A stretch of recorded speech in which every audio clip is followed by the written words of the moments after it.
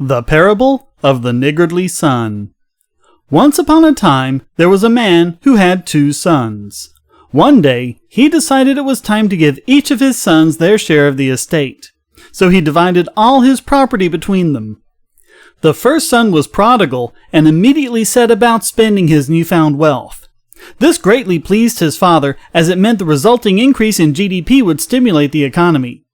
But the second son was Niggardly. He selfishly liquidated his assets and placed them in sound interest-bearing investments, greedily hoarding his wealth and decreasing aggregate demand through the paradox of thrift. He went out from his home and spent many years away, amassing a great fortune, placing himself in the hated 1%, until finally, one day, he returned. As he approached his boyhood home, his father saw him and ran to him and put his arms around him. The first son, the prodigal son, who initially didn't realize what was going on, having been in the middle of a particularly raucous night of economic stimulus, saw his brother returning and became angry.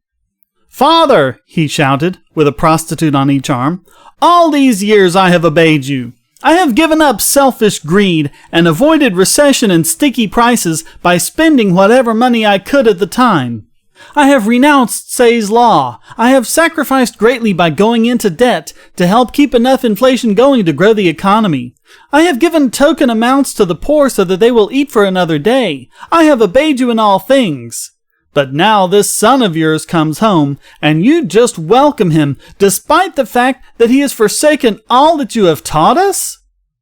"But brother," the second son, the niggardly son, the frugal and thrifty son, said, "I have created businesses in many different cities, and I have bought businesses that were failing and turned them around. I took them from employing a handful of people to employing thousands." But the first son wasn't listening.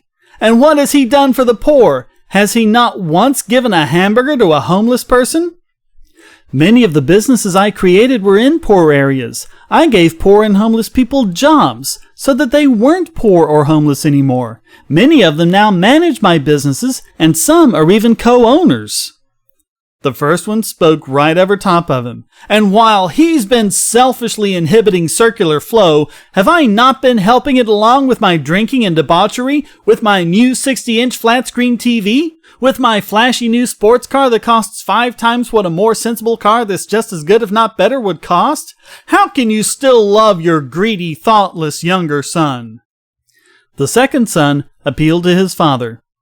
"Dad, I have created scholarship trusts so that the needy can afford private school and college. And I formed foundations that provide vaccines and clean running water to people in third world countries." "Yeah," piped in the older son, "and I'll bet you took tax deductions on all of those too." "But the money was no longer mine. I never gained any personal benefit from it. Father, listen to me. I've learned how to amass a fortune and truly help the economy. I can lift the poor out of poverty, not just feed them for a day. I can increase both the quality of life and the quantity of it with technological and procedural healthcare innovations, the kind that happen a lot less often in countries with universal healthcare. I recognize that since resources are limited but desires are unlimited, then every single person has something to contribute, some way to benefit others that they'd be willing to pay him for, and thus create a job for him." "Yeah, well, I could have done a lot better by throwing rocks through your windows. Then a glazier would have work." "And where would the money come from?" the second son retorted. "It would have to come from somewhere else I would have otherwise spent the money. Say I wanted to buy a new suit. The glazier's job would come at the expense of the tailor's." "But I'll bet you're responsible for a lot of automation. Don't you realize, as the Luddites did, that technology just takes jobs away from people?" 100 years ago, most people were farmers, the second son pointed out. "Don't you see? When farming became automated, they did something else, like making cars, or selling iPhones, or fixing computers. Things that didn't even exist back then, because the people who might have done these things were too busy farming. Automation really just clears up capital, which can be used to make new products and services and create new jobs." "Yeah, and what other businesses did you harm in the process? How many jobs did you take away from other firms in your monopolistic fervor?" "My brother, you are stuck in faulty zero-sum thinking. If I did hinder other businesses, it's because they weren't providing as much value to their customers as I could. But really, most of my market share I got from people who weren't even in the market before because they couldn't afford it. But because of my innovations, they are able to participate in a market that was completely closed to them before. The older son turned on his dad. Surely you're not listening to this. The father finally spoke. Boys, you are my sons, and I love you both. This is a joyous day. We are a family again. That is what is most important, don't you see?